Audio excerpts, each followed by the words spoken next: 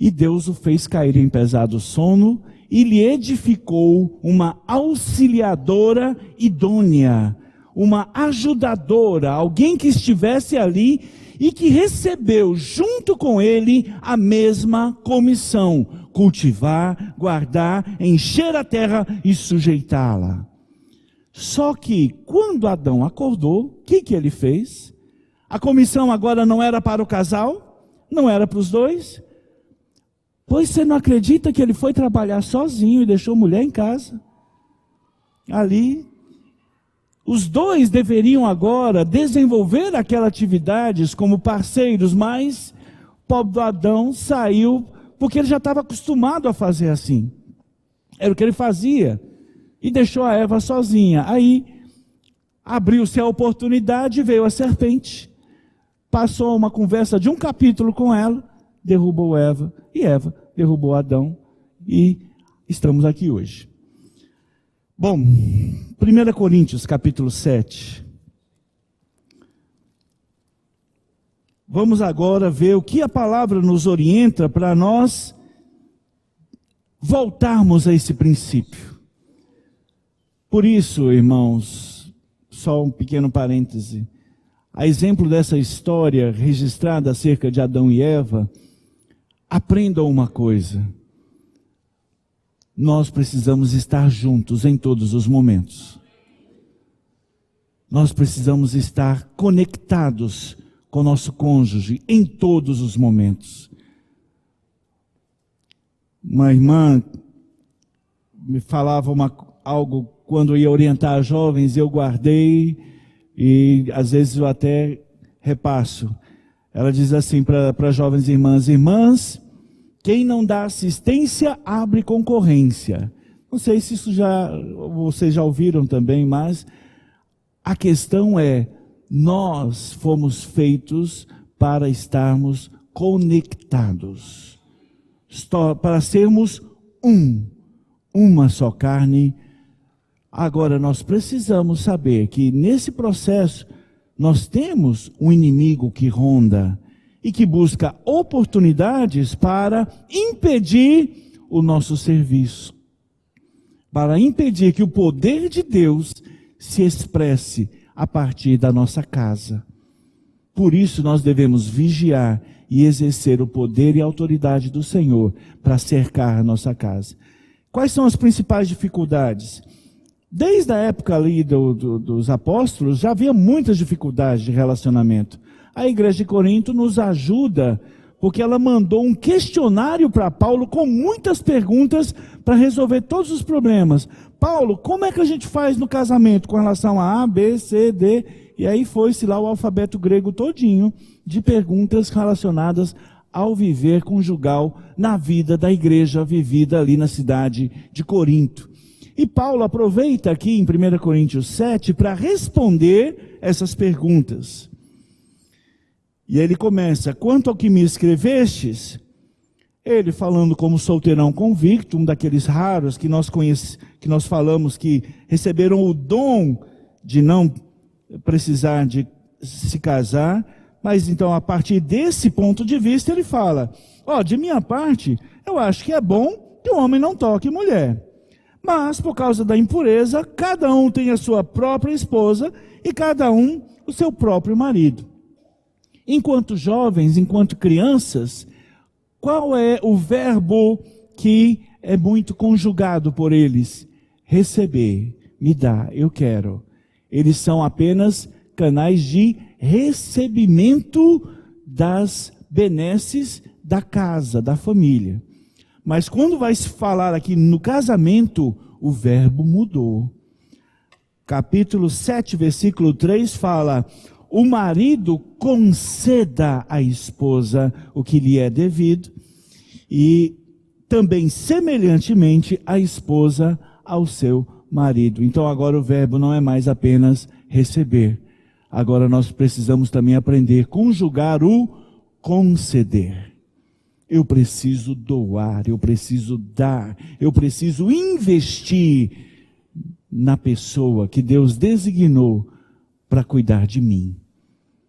Eu sou sócio nesse empreendimento, então eu preciso conceder. E esse conceder aqui nós vamos lembrar que cada um de nós tem 3 partes.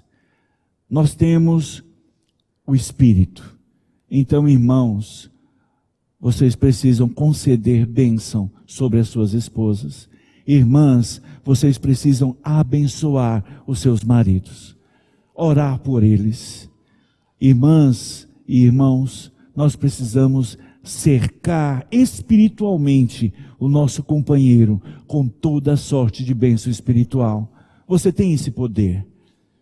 E você é responsável pelos investimentos espirituais na vida do seu parceiro, do seu companheiro. Então, conceda a bênção. Às vezes a gente, por conta da pressão da sociedade, a gente só concede críticas, maldições às vezes, até falatórios inúteis. Irmãos e irmãs, precisamos abençoar nosso companheiro, nossa companheira. Nós também temos uma parte que é a alma, e na nossa alma nós também precisamos conceder. Você precisa aprender a elogiar. Você precisa aprender a abraçar. Você precisa aprender a apoiar, a encorajar, a consolar. Porque cada um de nós tem mente, tem vontade, tem emoção. Nós temos planos, nós temos projetos que às vezes o Senhor vai dizer não para eles. E quando o Senhor disser não para o projeto seu ou da sua esposa, do seu marido, o que nós vamos fazer?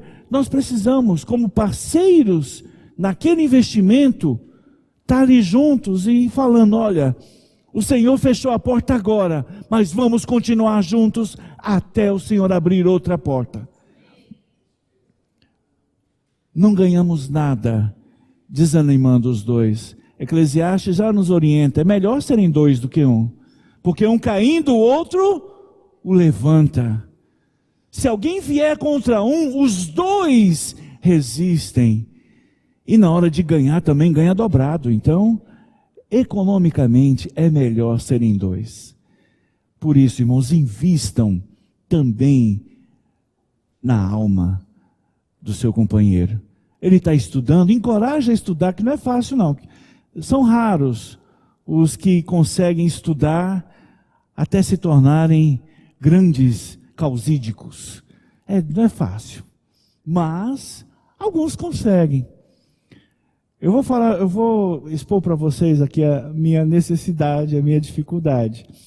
Por questões pessoais, eu entrei na faculdade no ano 2000, já estamos em 2019. Há 10 anos está faltando só apresentar monografia. Já fui jubilado 3 vezes, já entrei na faculdade 4 vezes. Mas não é falta de capacidade, é uma questão que o Senhor precisa trabalhar em mim. E eu, graças ao Senhor, quando eu vi que por mim mesmo não ia dar certo, o que nós fizemos?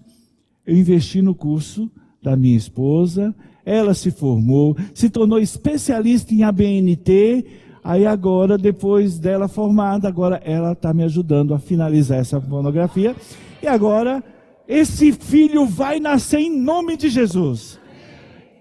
Eu precisei investir, conceder no sonho que ela tinha de ter sua qualificação. Hoje, graças ao Senhor, é uma excelente administradora. E com isso, agora, o Senhor me deu ela de presente para me ajudar. Então, eu invisto nela e ganho lucro. Olha só que bênção. Por isso, irmãos, não joga contra o patrimônio.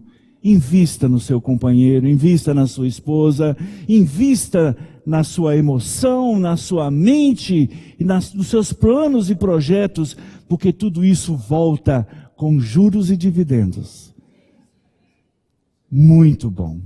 Mas nós temos também um corpo, e esse corpo tem necessidades.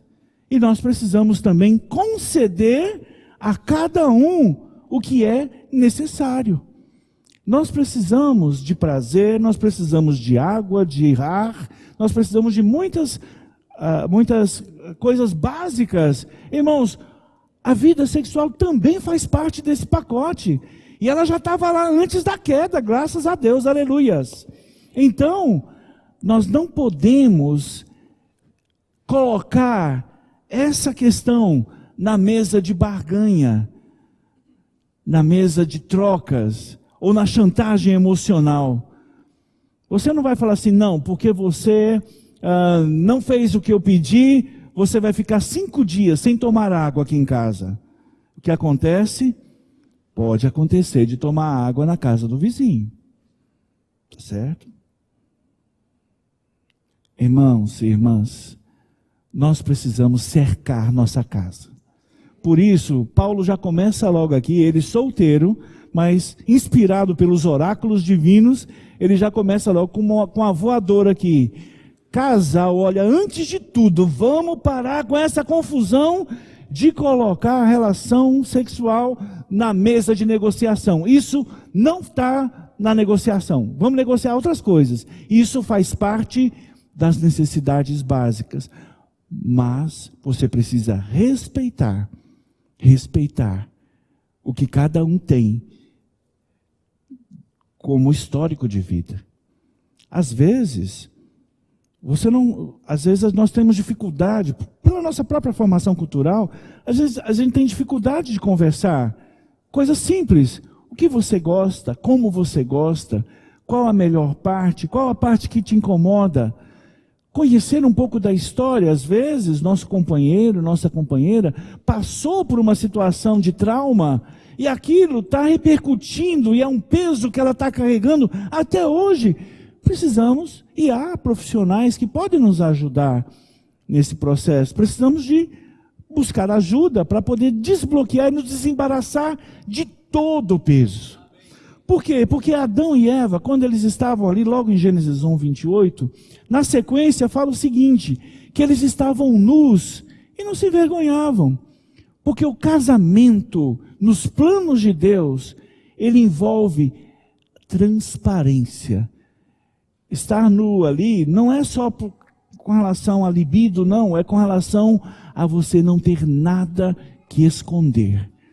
Você tem um sócio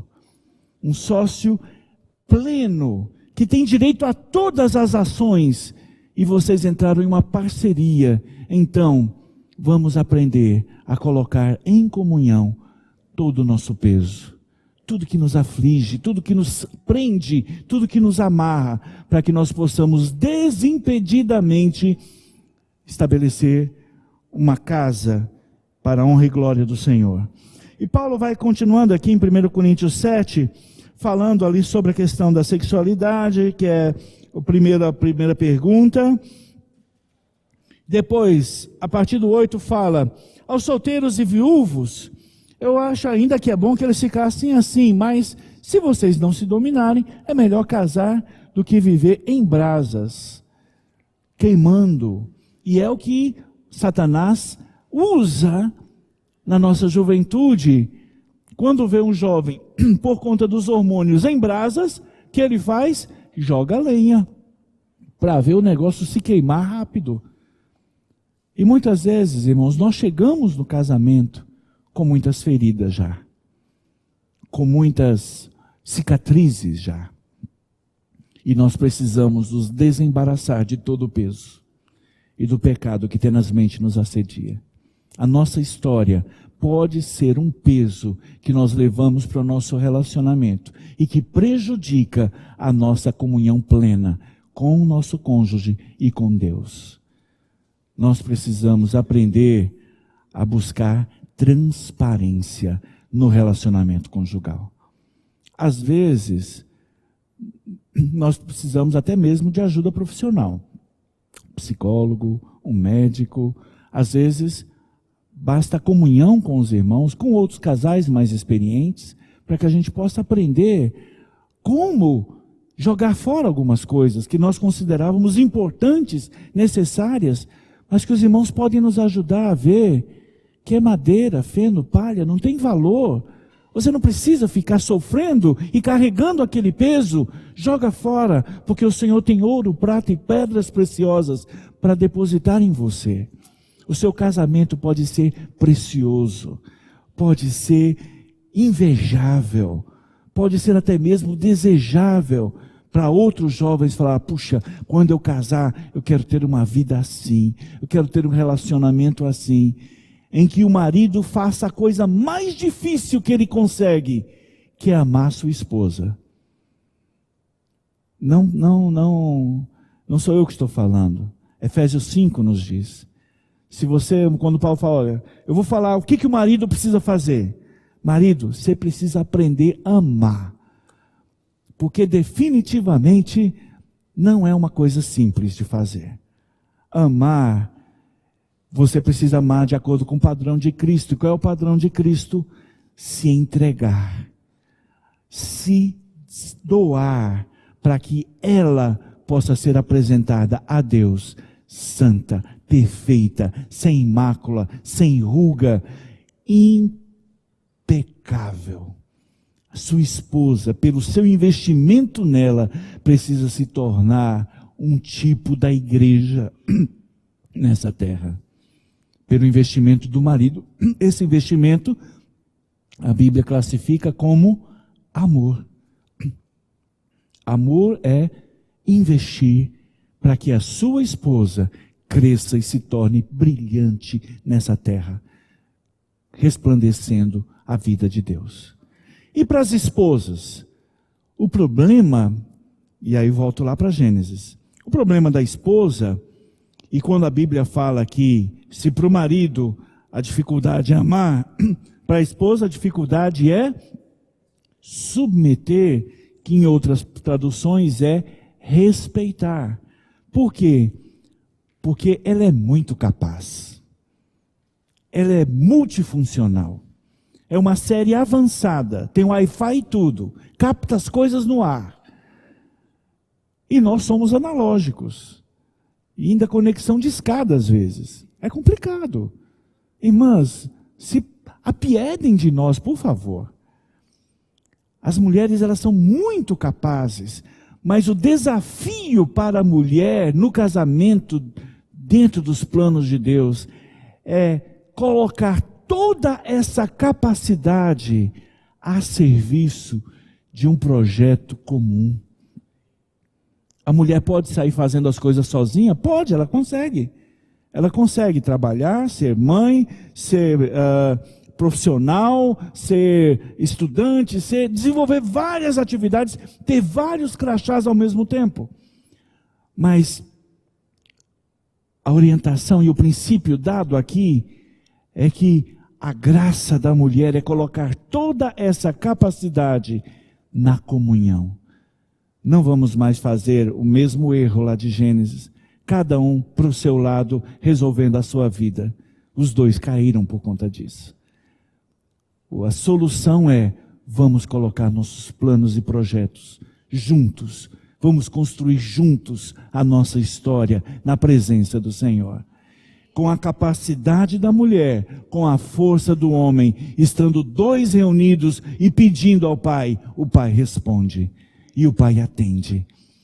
E as coisas mudam e o céu se abre e o que não existia passa a existir. Irmãs, por isso, Efésios 5 diz, maridos, amai, mulheres, submetei, honrai, conceda honra, conceda, invista nesse guri que Deus colocou para você terminar de criar, para que ele se torne um homem de Deus valente, e você fale como a mulher virtuosa lá em Provérbios 30, a cidade toda enaltece o homem, olha só aquele homem, como ele é nobre. Sabe por que ele é nobre? Olha, tem uma esposa que o tornou nobre assim. Pela atividade, pelo investimento dela, ele é alguém de grande proatividade no meio da sociedade, porque ela investiu nesse empreendimento. E por fim, deixa eu terminar aqui só com 1 Pedro 3. Que Paulo, ele tinha essa questão de Como ele não era casado, às vezes ele não entendia as coisas como funcionavam. Mas vamos ver como é que um homem casado fala acerca do relacionamento conjugal a serviço do plano de Deus. Pedro começa com uma palavra para as mulheres. 1 Pedro 3:1.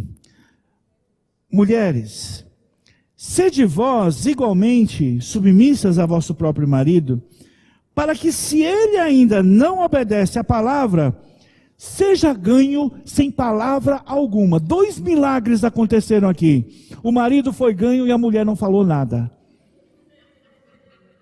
Olha o poder de Deus, o que Deus pode fazer na vida de uma pessoa. Pedro fala assim: irmãos, isso acontece. Mulheres, sejam submissas ao vosso próprio marido, para que, se ele ainda não obedece à palavra, seja ganho sem palavra alguma, por meio do procedimento de sua esposa, ao observar o vosso honesto comportamento, cheio de temor. Não seja o adorno da esposa o que é exterior. E aí ele começa falando: não fique focada apenas na lataria. Trabalhe o motor também. Mexe com o interior. Mexe com o homem interior, com a sua vida de oração, com a sua posição como mulher de Deus dentro de casa. O homem pode ser o cabeça, mas eu tenho certeza que algum versículo perdido dizia que a mulher era o pescoço, que vira a cabeça para onde ela quer. Irmãs, vocês têm muito poder. Por isso, Pedro começa falando, já que é para falar de casamento, eu vou primeiro falar com quem tem a palavra final. Mulheres, por favor, coloquem toda essa sua capacidade para investir no casamento. Conceda honra ao seu marido. Não se preocupe tanto com a sua aparência exterior. Seja, porém, um homem interior do coração, unido ao revestimento de incorruptível de um espírito manso e tranquilo, que é grande valor diante de Deus. E aí, mais milagres acontecendo, né? Mulheres com espírito manso e tranquilo, realmente é Deus vindo à terra e o céu se abrindo e o mar parando e as baleias olhando assim lá da janelinha. O que está acontecendo? É uma mulher com espírito manso e tranquilo. Ela consegue parar o trânsito, parar as coisas. Os passarinhos param no ar só para ficar olhando. É de grande valor diante de Deus.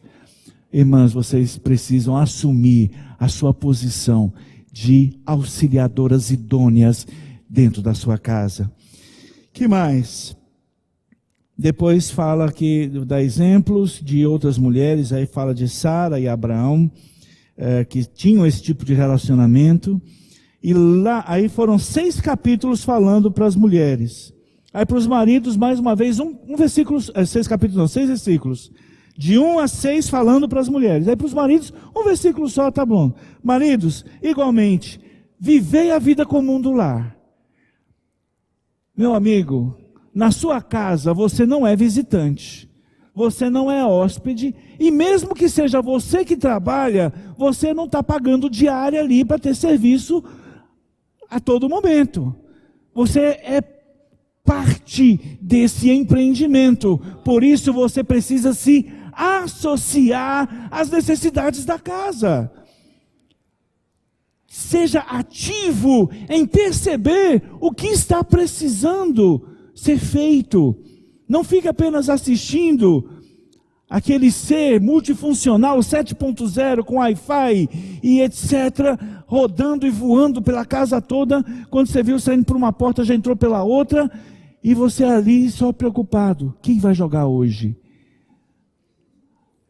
E olha que Pedro nem tinha ainda campeonato brasileiro naquela época, e ele já falava: maridos, vivei a vida comum do lar, ou seja, entre na sua casa e viva o seu casamento de maneira intensa e parceira.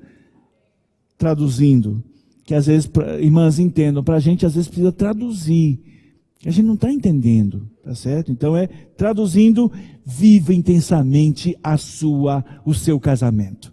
Que mais? Com discernimento. Também não é fácil para os irmãos não, tá certo? Precisa de maturidade, precisa de tempo, de investimento. Os irmãos precisam aprender a separar as coisas, a discernir, a ter clareza, a ter equilíbrio nas suas decisões, na sua postura. Essa é a orientação que Pedro, como um presbítero e homem casado, tem para dar aos homens aqui na palavra. E tendo consideração para a sua mulher como a parte mais frágil, tratai-a com dignidade. Sabe o que é você chamar alguém, ou tratar alguém com dignidade? É você declarar por meio de ações e de palavras, que não é qualquer um não. É alguém especial. É filha de Deus. É alguém que Deus escolheu, dentre 7 bilhões de pessoas nessa terra, Deus escolheu uma e colocou essa uma para cuidar de mim. Eu preciso tratá-la com honra e com dignidade. Não posso colocar no nível inferior, não. Tem que ficar do meu lado. Minha parceira, minha auxiliadora idônea. É nesse nível que os maridos precisam considerar suas esposas. E o que mais? Tratai com dignidade, porque sois juntamente herdeiros da mesma graça de vida, para que não se interrompam as vossas orações. Todo investimento que você fizer, meu irmão, tem retorno, tem volta. Você está aumentando o seu patrimônio. Quando você for receber sua herança, você vai ver a riqueza que está guardada para você, que é resultado do seu investimento naquela pessoa que o Senhor reservou para você, para estar do seu lado. Isso é amar a sua esposa, certo? Aqui no Gama, vocês têm uma oportunidade fantástica, que é ter um grupo de irmãos que assumiu a responsabilidade de não apenas cuidar de si, mas também cuidar de outros casais. E vocês começaram um processo de edificação coletiva, de casais cuidando de casais. E o resultado disso é o Espírito e a noiva dizendo: vem, Senhor. Está mais perto agora, porque nós temos mais parceiros nessa edificação, nesse processo, nesse investimento. E como esses casais que cuidam de casais devem se posicionar. Irmãos, nós não estamos aqui apenas para criar grupos sociais, embora seja necessário. É necessário, a gente não pode ficar também espiritualizando e colocando que o nosso cuidado se restringe apenas às questões celestiais, ao estudo da palavra e ao grego, e como é que eram os judeus e os gregos naquela época. Casais que cuidam de casais precisam cuidar da parte espiritual, da parte sentimental e até da parte sexual, humana, cuidado, honra, dignidade. Nós precisamos ter liberdade e companheirismo com os irmãos para sair da sala e entrar na cozinha, e entrar no banheiro, e usar a nossa liberdade na comunhão com os irmãos para juntos edificarmos a igreja. E assim nós, tornando saudáveis o nosso casamento, porque a melhor coisa para você curar o seu casamento é cuidar de outra coisa, porque se você ficar focado só ali, você vai ficar um cara muito chato, ranzinza, rabugento, que ninguém aguenta. Então, você quer melhorar? Arranje uma coisa para fazer. Vou encerrar só com essa historinha. Um secretário, eu sou da Secretaria de Saúde, um secretário de saúde, uma época, recebeu ali, estava fazendo suas visitas, recebeu no carro uma pessoa que tinha algum conhecimento com ele, falou: secretário, o senhor tem que me ajudar, porque o meu chefe, ele é terrivelmente desordenado, não faz nada, não cuida de nada, deixa tudo frouxo, não responde, não atende, ele não organiza, ele é um péssimo chefe. Você tem que fazer alguma coisa. Aí o secretário pegou, perfeito, me deu o número dele. Ligou para ele, falou: fulano, você é chefe aqui desse menino aqui que está falando comigo? Ah, é? Então, meu amigo, por favor, arranje uma coisa para ele fazer, que você não bota ele para trabalhar, ele fica aqui me importunando para falar mal de você. Então, por favor, arranje uma coisa para esse menino fazer agora, que senão cai os dois. Muitas vezes, nosso relacionamento, ele cria crises que são só o resultado de nós não termos um projeto, de nós não termos uma meta, de nós não termos o que fazer. E aí você chega, qual o hino que você está cantando em casa? Deixa a vida me levar. E aí pronto. E aí, irmãos, aí você já sabe onde é que vai parar esse hino, né? Então, nós precisamos de um projeto de casal, um projeto de família e um projeto relacionado com o serviço de Deus. Arranje casais para você cuidar. Arranje pessoas para você edificar. E quando você vê e você se dedicar, investir na vida delas, você vai ver que o Senhor vai retribuir bênçãos sobre bênçãos na sua casa. Porque o Senhor é fiel. Vem, Senhor. Vem, Senhor. Vem, Senhor Jesus. Que o Senhor possa nos abençoar nessa nossa jornada. Jesus é o Senhor. Amém. Obrigado, irmãos.